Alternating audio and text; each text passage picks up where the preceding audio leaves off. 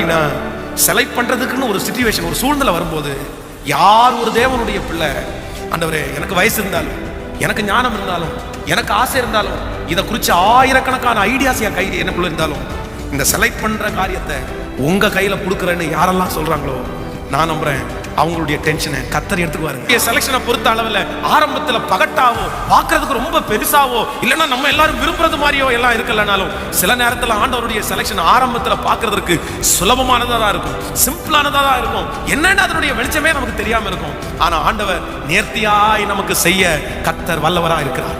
ஏன் அப்படின்னா, என்னுடையது அவருக்கு தான் தெரியும், நான் எப்படிப்பட்டவன் என்று அவருக்கு தான் தெரியும், என்னுடைய கெப்பாசிட்டி அவருக்கு தான் தெரியும், என் கையில இந்த பொறுப்பை கொடுத்தா செய்வேனா செய்ய மாட்டேனான்னு கர்த்தருக்கு தான் தெரியும். பிரியமான ஒரு காரியத்தை நீங்க பார்க்கும்போது கண்டிப்பா சொல்றேன், உங்களுக்கு தோல்வின்ற ஒண்ணு வரவே வராது. ஆமென் சொல்லுங்க. எத்தனை பேர் விசுவாசிக்கிறீங்க? சோ இந்த லோத்தை குறித்து வேதம் சொல்லுது, அவன் செலக்ட் பண்ண அடுத்த நிமிஷத்துல இப்ப யாருடைய கையில செலக்ஷன் வருது? லோத்து செலக்ட் பண்ணிட்டாரு, இப்ப அடுத்து யார் செலக்ட் பண்ணணும்? சத்தமா சொல்லுங்க எல்லாருமே. இப்ப ஆபிரகாம் தான் செலக்ட் பண்ணணும். ஆனா அவன் என்ன பண்றான் நீங்க பாத்தீங்க அப்படின்னா, ரொம்ப ஆச்சரியமா இருக்கும். உடனே பார்த்தா 2 செருப்பு எடுத்து வச்சு, இது உனக்கு எது பிடிக்குதுன்னு எடுத்துக்கோ அப்படின்னா, உடனே அவன் எனக்கு திரும்பி என்ன பார்த்து சொன்னா, டாடி உங்களுக்கு என்ன பிடிக்குதோ அதை நீ எடுத்துங்க, நீங்க என்ன செலக்ட் பண்றீங்களோ அதை நான் போட்டுக்கிறேன் அப்படின்னா. உடனே நான் சொன்னேன், டேய் போடுறது நீ, உனக்கு எது பிடிக்குது நீ போட்டு பாரு, உனக்கு எந்த செப்பலை போட்டு கண்ணாடிக்கு முன்னாடி போய் நின்று உனக்கு செருப்பு பிடிச்சா நீ போட்டுக்க அப்படின்னா. டாடி வேணாம் டாடி, ஒன்றும் பிரச்சனை இல்லை டாடி, நீங்க எது கொடுத்தாலும் நான் போட்டுக்கிறேன், உங்களுக்கு எது பிடிக்குதோ எந்த கலர் பிடிக்குதோ போட்டுங்க. அந்த நிமிஷத்துல எனக்கு அவன் மேல ஒரு இறக்கம் வந்துச்சு பாருங்க. செலக்ஷனை இப்போ செலக்ட் பண்ணக்கூடிய சகல உரிமையை அவனுக்கு நான் கொடுத்துட்டேன். நீ செலக்ட் பண்ணலாம், அதுக்குள்ள வயசு அவனுக்கு வந்துருச்சு, அதுல நீ என்ன செலக்ட் பண்ணாலும் அதுக்கு கொடுக்க வேண்டிய பணத்தை நான் கட்டிடுறப்பா, அந்த பணத்தை கர்த்தர் என் கையில கொடுத்துருக்காரு, நீ செலக்ட் பண்ணிக்கோ. அத்தனை உரிமை, அத்தனை சூழ்நிலை, அவனுக்கு தேவையான வயசு எல்லாமே அவனுக்கு வந்தும்.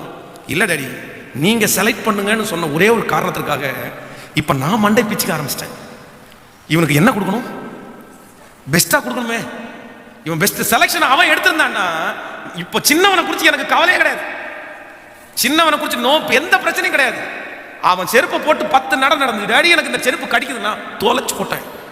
செலக்ட் பண்ணது எடுத்தது நீ ஒழுங்கா வச்சுக்கோ, அடுத்து செருப்பு வாங்கி கொடுக்கறது வரைக்கும் இந்த செருப்பை போட்டு தான் இருக்கணும், அவ்வளவுதான் அப்படின்னு விட்டுருப்பேன். ஆனா மூத்தவனை பொறுத்த அளவில் அவன் கடிக்குதுன்னு சொன்னா கூட யார் தான் பதில் சொல்லணும்? கேட்கல, நான் தாங்க பதில் சொல்லணும். இப்போ யோசிக்க ஆரம்பிச்சேன், சரி இவனுக்கு என்ன பிடிக்கும், என்ன பிடிக்கும், என்ன போடலாம், என்ன இவனுக்கு கலர் செலக்ட் ஆகும். ஒரு செருப்பு போட்டா அவன் எடுத்து வச்ச 2 செருப்பை தூக்கி போட்டு திருப்பி 2 கொடுங்க சார், எப்படியாவது எடுத்துட்டு வந்து கொடுங்க, அவனை செருப்புல போட்டு இவனுக்கு நல்லா இருக்கா நல்லா இல்லையா மொத்தத்தையும் என் தலையில கொடுத்துட்டான். அப்புறம் சின்னவனை விட ஒரு 50 ரூபாய் எக்ஸ்ட்ரா பணம் கொடுத்து அவனுக்கு செருப்பு வாங்கி கொடுத்தாங்க. நான் இங்க இருக்கிற ஒவ்வொரு தேவனுடைய பிள்ளைக்கு சொல்றேன், பிரதர் செலக்ட் பண்ணக்கூடிய வயசு உங்களுக்கு இருக்குது, அம்மா செலக்ட் பண்ணக்கூடிய ஏஜ் உங்களுக்கு வந்துருச்சு. உங்க வீட்டில் நீங்க தான் பெரிய ஆளா இருக்கலாம், உங்களை மிஞ்சி யாருமே எதுவும் சொல்ல முடியாது. செலக்ட் பண்ணக்கூடிய சகல உரிமையும் உங்களுக்கு இருக்கிறது, நீங்க அவ்வளவு நாலேஜ் உள்ளவங்க, உங்களுக்கு ஆசை இருக்குது, விருப்பம் இருக்குது, கற்பனைகள், அதை குறித்து இந்த காரியத்தை நான் செலக்ட் பண்ணனா இப்படியெல்லாம் ஒரு கற்பனை உங்களுக்குள்ள இருக்குது. அந்த காரியத்தை குறித்து ஒரு பெரிய ஐடியா உங்களுக்கு இப்பவே கிடைச்சிருச்சு. அது உங்களுடைய வேலையா இருக்கலாம், அது உங்களுடைய குடும்ப வாழ்க்கையா இருக்கலாம், நீங்க வாங்க போற வீடா இருக்கலாம், எக்ஸெட்ரா எதா வேணா இருக்கலாம். ஆனா நான் என்ன நம்புறேன் அப்படின்னா, செலக்ட் பண்றதுக்குன்னு ஒரு சிச்சுவேஷன், ஒரு சூழ்நிலை வரும்போது, யார் ஒரு தேவனுடைய பிள்ளை, ஆண்டவரே எனக்கு வயசு இருந்தாலும், எனக்கு ஞானம் இருந்தாலும், எனக்கு ஆசை இருந்தாலும், இதை குறித்து ஆயிரக்கணக்கான ஐடியாஸ் என் கை எனக்குள்ள இருந்தாலும், இந்த செலக்ட் பண்ற காரியத்தை உங்க கையில கொடுக்குறேன்னு யாரெல்லாம் சொல்றாங்களோ, நான் நம்புறேன் அவங்களுடைய டென்ஷனை கர்த்தர் எடுத்துக்குவாருங்க.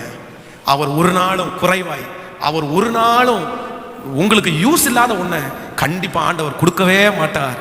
கர்த்தர் செலக்ட் பண்ணி உங்களுக்கு ஒன்றை கொடுப்பாரே, ஆனால் அது அழகா இருக்குதோ அழகா இல்லையோ, அது வசதி உள்ளதா இருக்குதோ வசதி உள்ளதா இருக்குதோ, ஆரம்பத்தில் அதனுடைய ஆசீர்வாதத்தை நீ பார்க்காவிட்டாலும் முடிவில் அதனுடைய மகிமையை நீ காண்பாய். கர்த்தருடைய கரத்தில் அந்த காரியத்தை கண்டிப்பாய் கர்த்தர் செய்வார். இங்க இருக்கிற யாரோ ஒருத்தர் சொல்லலாம், பாஸ்டர் என் வாழ்க்கை நான் செலக்ட் பண்ணல, பாஸ்டர் என் வாழ்க்கை நான் செலக்ட் பண்ணல, கர்த்தரிடத்துல கேட்டேன், கர்த்தரிடத்துல அடையாளத்தை கேட்டேன், கர்த்தரிடத்துல அற்புதத்தை கேட்டேன், ஆனா இன்னைக்கு என் வேலை அப்படி இல்லை, என் வாழ்க்கை அப்படி இல்லை, எனக்கு கொடுக்கப்பட்டிருக்கிற காரியம் எனக்கு சாட்டிஸ்ஃபேக்ஷன், எனக்கு திருப்தியாவே இல்லை, எனக்கு பயமா இருக்குது. நான் நம்புறேன் கர்த்தர் உங்களுடைய கையிலே அதை செலக்ட் பண்ணி கொடுத்திருப்பாரே, ஆனால் ஆரம்பத்தில் நீங்க பயப்பட வேண்டியதில்லை, ஆரம்பத்தை பார்த்து நீங்க கலங்க வேண்டிய அவசியம் இல்லை. ஆரம்பம் அற்பமா இருந்தாலும் கர்த்தருடைய செலக்ஷன் முடிவிலே சம்பூரணமா இருக்கும். நம்புறவங்க மட்டும் கரங்களை தட்டி, அற்பமான ஆரம்பத்தில் நாளை யார் அசட்டை பண்ண முடியும்? கர்த்தருடைய கண்கள் செருபாபேலுடைய கையில் இருக்கிற தூக்கு நூலை ஆசையாய் பார்க்கிறது. எப்பொழுதுமே கர்த்தருடைய செலக்ஷனை பொறுத்த அளவில் ஆரம்பத்தில் பகட்டாவோ பார்க்கறதுக்கு ரொம்ப பெருசாவோ இல்லைன்னா நம்ம எல்லாரும் விரும்புறது மாதிரியோ எல்லாம் இருக்கலனாலும் சில நேரத்தில் ஆண்டவருடைய செலக்ஷன் ஆரம்பத்தில் பார்க்கறதுக்கு சுலபமானதாக தான் இருக்கும், சிம்பிளானதாக தான் இருக்கும், என்னன்னு அதனுடைய வெளிச்சமே நமக்கு தெரியாம இருக்கும். ஆனா ஆண்டவர் நேர்த்தியாய் நமக்கு செய்ய கர்த்தர் வல்லவராக இருக்கிறார். ஏன் அப்படின்னா என்னுடையது அவருக்கு தான் தெரியும், நான் எப்படிப்பட்டவன் என்று அவருக்கு தான் தெரியும், என்னுடைய கெப்பாசிட்டி அவருக்கு தான் தெரியும். என் கையில இந்த பொறுப்பை கொடுத்தா செய்வேனா செய்ய மாட்டேனான்னு கர்த்தருக்கு தான் தெரியும். இந்த காரியம் இவனுக்கு சின்னதா பெருசான்றது எனக்கு தெரியாது, ஆனால் கர்த்தருக்கு தெரியும். ஆண்டவருடைய பிள்ளையே, இன்றைக்கு இந்த ஜெபத்தில் இருக்கிற ஆண்டவருடைய பிள்ளையே, சிலது உங்களுடைய கை மீறி போகலாம், சிலது உங்களுடைய கை விட்டு போகலாம். நீங்கள் கிடைக்கும் கிடைக்கும் என்று நினைத்தது, ஆண்டவரிடத்தில் பல மாதங்களாய் உபவாசம் இருந்து ஜெபித்தது, உங்களுக்கு அது கிடைக்காமலே போயிருக்கலாம். நீங்கள் நினைக்காத ஒன்று உங்களுடைய கரங்களிலே கொடுக்கப்பட்டிருக்கலாம், நீங்கள் விரும்பாத ஒன்று உங்களுடைய கரங்களிலே கொடுக்கப்பட்டிருக்கலாம். நான் தீர்க்க தரிசனமாய் நம்புகிறேன், ஆண்டவர் உங்களுக்கு கொடுக்கவில்லை என்றால் அதுல ஒரு நன்மை கண்டிப்பாக இருக்கும். கர்த்தர் கொடுக்காததை நினைத்து நீங்கள் கவலைப்பட வேண்டியதில்லை. ஜெபித்தும் கிடைக்காததை குறித்து நீங்கள் கவலைப்பட வேண்டியதில்லை. நீங்கள் ஆசைப்படாத ஒன்றை கர்த்தர் உங்களுக்கு கொடுத்திருக்கிறதற்காகவும் நீங்கள் கவலைப்பட வேண்டியதில்லை. அது கர்த்தரே முன்பாக நின்று செய்ததுனால ஆண்டவர் பெரிய வெற்றியை கொடுக்கிறதற்கு நம்புறவங்க கரங்களை மேல தட்டி கர்த்தருக்கு ஒரு மகிமை செலுத்துவோம். நன்றி நன்றி நன்றி நன்றி ஆண்டவரே, என்னுடைய செலக்ஷனை உங்க கையில கொடுக்குற ஆண்டவரே. ஒவ்வொரு வாலிப தம்பியும் தங்கச்சியும் நீ ஒரு முடிவோட இந்த இடத்துல இருந்து கடந்து போ. யாருக்காக இந்த செய்தியை ஆண்டவர் சொல்றாருன்னு தெரியாது. மகா, உன் கண்ணுக்கு ரொம்ப ஆசையா இருக்கலாம், மகன் உன் கண்ணுக்கு ரொம்ப பிடிச்சவங்களா இருக்கலாம், உன்னுடைய சிந்தனைக்கு ஒரு பெரிய ஒரு பெரிய வெளிச்சம் உனக்கு கிடைக்கலாம், நீ பெரிய பெரிய திட்டத்தை அவங்க பிளானை போட்டு வச்சிருக்கலாம். நான் சொல்றேன், மிஸ் பண்ணிடாத, வாழ்க்கையில மிஸ் பண்ணிடாத. அது வெளிநாட்டுக்கு போற காரியமா இருக்கலாம், உள்நாட்டுக்கு போற காரியமா இருக்கலாம். எஸ்பெஷலி திருமண வாழ்க்கையில நீங்களா ஒண்ணு ஆசையை வளர்த்துட்டு இந்த நபர் கரெக்டா இருப்பாங்க, இந்த பொண்ணு கரெக்டா இருக்கும், இந்த பையன் கரெக்டா இருக்கும், ஜெபிக்கிறவங்க இவங்க ஜெபிக்காதவங்க, நீங்களா ஒரு கற்பனையை கொண்டு சூஸ் பண்ணி நீங்களா நான் சொல்றேன், உங்களுக்கு உரிமை இருக்குது, செலக்ட் பண்றதுக்குள்ள சகல உரிமை உங்களுக்கு இருக்குது. ஆனா யாருடைய கையில கொடுங்க அப்படின்னா கர்த்தருடைய கையிலேயே கொடுத்துருங்க. நான் அடிக்கடி வாலிபர் கூட்டத்தில் போகும்போது இந்த செலக்ஷனை குறித்து பேசும்போது எப்பவுமே சொல்லுவேன், எப்பா உன் கையில் ஆண்டவர் ஒரு வெள்ளை தாளில் உனக்குரிய எல்லா காரியத்தையும் பிரிண்ட் பண்ணி உனக்கு என்ன வேணுமோ நீ டிக் பண்ணிக்கோ அப்படின்றத கர்த்தர் கொடுக்குறாரு. ஆனால் சிலர் எல்லா காரியத்தையும் இந்த மாதிரி எனக்கு கருப்பாக இருக்கணும், வெள்ளையாக இருக்கணும், ஹைட் இப்படி இருக்கணும், இப்படி பணம் சம்பாதிக்கணும், கடைசியில் அவங்களுடைய சைனை போட்டு கொடுத்து ஆண்டவரே இந்த மாதிரி எனக்கு ஒரு பொண்ணை கொடுங்கப்பா, இந்த மாதிரி ஒரு பையனை கொடுங்கப்பான்னு நிறைய பேர் அப்ளிகேஷன்ஸ் ஃபுல்லாக ஃபில்அப் பண்ணி ஆண்டவருடைய கையில் கொடுக்குறாங்க. ஆனால் சிலர் என்ன பண்ணுறாங்க அப்படின்னா அந்த அப்ளிகேஷனில் எழுதப்பட்டிருக்கிற எதையுமே ஃபில்அப் பண்ணாமல் கீழே சைனை மட்டும் போட்டுட்டு இது எல்லாத்தையும் நீங்களே ஃபில்அப் பண்ணிக்கங்கப்பான்னு கொடுக்குறாங்க. நான் நம்புகிறேன், நான் எனக்கு என்ன நினைக்கிறேன் அப்படின்னா எதையுமே நான் ஃபில் பண்ணலை. நான் ஓப்பனாக சொல்கிறேன், என்னுடைய குடும்ப வாழ்க்கையில் என்னுடைய திருமண வாழ்க்கையில் நான் செய்ததாக தானே, எதையுமே உயரம் நான் டிக் பண்ணலை, கலரு நான் டிக் பண்ணலை, பர்சனாலிட்டி நான் டிக் பண்ணலை, என்ன கொண்டு வராங்க நான் டிக் பண்ணலை. கீழே என்னுடைய சைனை போட்டு ஆண்டவரத்தில் கொடுத்தேன். ஆண்டவரே உமக்கு சித்தமா இருக்குமே ஆனால் 3 அடையாளத்தை மட்டும் நான் கேட்கிறேன். ஆண்டவரே இந்த 3 அடையாளமும் 90% நடக்காத அடையாளமாக தான் நான் கேட்பேன். இந்த பொண்ணு உமக்கு சித்தமானால் எனக்கு வாய்க்க பண்ணணும் 3 அடையாளத்தை கேட்டேன். அந்த 3 அடையாளமும் எனக்கு நடந்துருச்சு.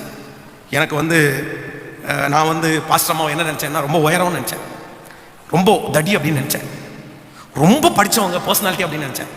நான் எப்படி நினைச்சேனோ அதே மாதிரி அவங்களும் நினைச்சாங்க. அவர் ரொம்ப குள்ளம், அவர் ரொம்ப ஒல்லி, அவர் சர்ச்சு பார்த்தா ரொம்ப குட்டி சர்ச்சு, நம்ம பெரிய சர்ச்சு. 3 பேருக்குமே அது 3 விஷயம் அவங்களுக்கும் நடக்கல, எனக்கு 2 பேருமே ஆப்போசிட். இத்தனைக்கும் எங்களுக்கு கல்யாணத்துக்கு பொண்ணை பார்த்து எல்லாம் ஓகே ஆனதுக்கு அப்புறம் நான் ஒரு நாள் கூட பாஸ்டர் அம்மாவுக்கு ஃபோன் பண்ணி பேசலை. அவங்க அப்பாவுடைய ஃபோன் வாங்கி ஒரு ஹாய் ஹலோ சொல்லவே இல்லை, அவங்களும் அதை மாதிரி எனக்கு பேசவே இல்லை. ஆனால் நான் நம்புகிறேன், இந்த ஊழியத்தினுடைய மிகப்பெரிய அங்கீகாரம் என்னன்னா எனக்கு கர்த்தர் கொடுத்த திருமண வாழ்க்கை ஒரு மிகப்பெரிய அங்கீகாரம்.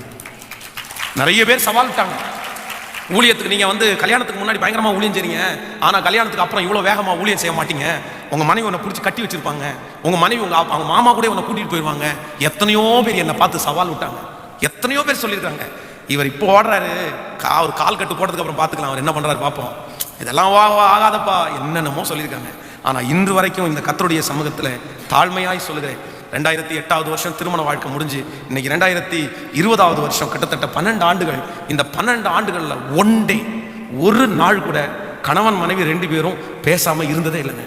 ஒன் டே, ஒரு நாள் கூட. குறைவில்லைன்னு சொல்லலை, எத்தனையோ குறைவுகள், எத்தனையோ நான் திட்டிருக்கிறேன், அவங்க எத்தனையோ திட்டிருக்கிறாங்க, ஆனால் கூட ஒரு நாள் கூட பேசாமல் இருந்ததே இல்லை. இன்றைக்கும் ஆண்டவருடைய சமூகத்தில் நான் நினைக்கிறேன், ஸோ ஆண்டவர் வந்து இந்த ஊழியத்தில் வந்து எனக்கு கொடுத்த ஒரு மிகப்பெரிய அங்கீகாரம் என்னுடைய குடும்ப வாழ்க்கையை தான் நினைக்கிறேன். அப்போ நான் என்ன விசுவாசிக்கிறேன் அப்படின்னா, செலக்ஷன் என் கையில் இல்லை, தெரிந்து கொள்ளுதல் என் கையில் இல்லை. எங்க அம்மாவுக்கு என்ன தெரியும், எங்க அப்பாவுக்கு என்ன தெரியும், என்னுடைய சொந்தக்காரங்களுக்கு என்ன தெரியும், என் பாஸ்டருக்கு என்ன தெரியும்? நான் சொல்றேன், பாஸ்டர் இல்ல, அம்மா அப்பா இல்ல. ஆண்டவரே, எங்க அம்மா அப்பா மிஞ்சி நான் எதுவும் செய்ய முடியாது. ஆண்டவரே, எங்க பாஸ்டரை மிஞ்சி நான் எதுவும் செய்ய முடியாது. அதனால உங்க கரத்துல கொடுக்குறேன். உங்களுக்கு சித்தமானா எங்க அம்மா அப்பாவுக்கு இருதயத்திற்கு பிடிச்சிரும் ஆண்டவரே. உங்களுக்கு சித்தமானா எங்க பாஸ்டருக்கு மனசுக்கு பிடிச்சிரும் ஆண்டவரே. எனக்கு தேவை எங்க அம்மா அப்பாவுடைய விருப்பத்தை விட, எங்களுடைய பாஸ்டருடைய விருப்பத்தை விட, என் விருப்பத்தை விட உங்க விருப்பம் மட்டும்தான் சொல்லுங்க. நான் நம்புறேன், கர்த்தர் நேர்த்தியாய் ஒரு வேலை, நேர்த்தியா ஒரு இடம், நேர்த்தியாய் ஒரு வீடை உங்க கையில கொடுக்க வல்லவரா இருக்கிறார். அப்படியே 2 கையை மேல உயர்த்தி சொல்லுங்க, செலக்ஷன் என் கையில இல்லப்பா, தெரிந்து கொள்ளுதல் என் கையில இல்லப்பா, என் பிள்ளையினுடைய வாழ்க்கை என் கையில இல்லப்பா.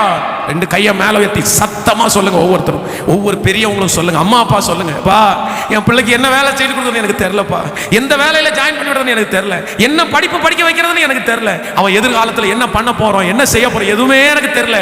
ஆனா என் பிள்ளையினுடைய மொத்த வாழ்க்கையும் உங்க கையில. 2 கையை மேல உயர்த்தி ஒவ்வொரு பேரண்ட்ஸும், ஒவ்வொரு தகப்பனும் தாயும் சொல்லுங்க, என் பிள்ளை என்ன ஆகணும்னு உனக்கு தெரியும் ஆண்டவரே. என் பிள்ளை ஊழியக்காரன் ஆகணுமா, அது உனக்கு தெரியும். என் பிள்ளை டாக்டர் ஆகணுமா, உனக்கு தெரியும். என் பிள்ளை இன்ஜினியர் ஆகணுமா, உனக்கு தெரியும். உங்க கையில கொடுக்கிற ராஜா, உங்க கையில கொடுக்கிற ராஜா. ஆமென் சொல்லுங்க. பெற்றோர்கள் ஒவ்வொருத்தரும் புரிஞ்சுக்கங்க, உங்க பிள்ளைகளுடைய வாழ்க்கையை உங்களுக்கு தெரிந்து கொள்ள தெரியாத போது, நான் எப்படிப்பட்ட ஆட்களை பிடிக்கிறதுன்னு எனக்கு தெரியலன்னு சொல்லும் போது, உங்க பிள்ளைகளை யாருடைய கரத்துல கொடுங்க, ஆண்டவருடைய கரத்துல கொடுத்து என் பிள்ளைக்கு ஏற்ற காரியத்தை, கர்த்தரே காரியங்களை கைகூடி வர பண்ணுவீராக. ஆமென் சொல்லுங்க. நான் சொல்றேன், உங்க பொண்ணுக்கு ஒரு பையனை பார்க்கும்போது, உங்க பையனுக்கு ஒரு பொண்ணை பார்க்கும்போது ஒரு நாளும் பணத்தை பார்க்காதீங்க, செழிப்பா பார்க்காதீங்க. நிறைய பேர் வேலை, சம்பாத்தியம், வீடு இருக்கா, அம்மா அப்பா எப்படி இருக்காங்க, அவன் பேக்ரவுண்ட் என்ன. நான் சொல்றேன், அவங்களுடைய சம்பாத்தியம் தேவைதான். அவங்களுக்கு ஒரு நல்ல வேலைக்காரனா கண்டிப்பா அவன் வேலை செய்யறவனா இருக்கணும், அதெல்லாம் உண்மைதான். ஆனா அதே நேரத்தில் உங்க பிள்ளைகளுக்கு வாழ்க்கை துணையை தேர்ந்தெடுக்கும் போது யாருமே வந்து வெறும் பணத்தை பார்த்து செலக்ட் பண்ணிடாதீங்க, பர்சனாலிட்டியை பார்த்து செலக்ட் பண்ணாதீங்க. இன்னைக்கு வரைக்கும் நான் சொல்றேன், என் கண்ணு முன்னாடி கிட்டத்தட்ட 20 வருஷம் ஊழிய அனுபவத்தில் சொல்றேன், செழிப்பா வெறும் பணத்தை மட்டும் பார்த்து கல்யாணம் பண்ண நிறைய பேருடைய வாழ்க்கை இன்பமாவே இல்லைங்க, சந்தோஷமாவே இல்லைங்க. அவங்களுக்கு பணம் மட்டும்தாங்க இருக்குது, வேற எதுவுமே இல்லைங்க, வேற எதுவுமே இல்லை, வேற எதுவுமே இல்லை. அவ்வளவு ஆவிக்குரிய ஒரு குடும்பம், நல்ல ஆவிக்குரிய திருச்சபைக்கு வந்து கொண்டிருந்த ஒரு குடும்பம். அவங்க கொஞ்சம் பணக்காரங்க. அந்த பொண்ணு ரொம்ப அழகான பொண்ணு. அவங்களுக்கு ஒரு மாப்பிள்ளை பார்த்தாங்க, கோடீஸ்வரன், பயங்கரமான கோடீஸ்வரன். உடனே இவன் செலக்டட். அவங்க மகளுக்கு கோடிக்கணக்கான பணத்தை கொடுத்தாங்க, பெரிய கார் வாங்கி கொடுத்தாங்க எல்லாருக்கும். அவங்களுடைய திருமணத்துக்கு நான் போயிருந்தேன் பல ஆண்டுகள். அந்த திருமணத்தில் அவங்க வச்சிருக்கிற அந்த கூட்டு மட்டும் வந்து கிட்டத்தட்ட 40 கூட்டு ஏதோ வச்சிருந்தாங்க. கூட்டு மட்டும் 4 வெரைட்டி பாயாசம், 2 வெரைட்டி பிரியாணி, ஒயிட், என்ன பயங்கர பிரம்மாண்டமான கல்யாணம். நகை மட்டும் கிட்டத்தட்ட 100 பவுன் நகை போட்டாங்க. அவங்களுக்கு கொடுத்து அப்போ வந்ததுலேயே இருக்கிறது ரொம்ப காஸ்ட்லியான கார், 20 லட்சம் ரூபாய் காரு.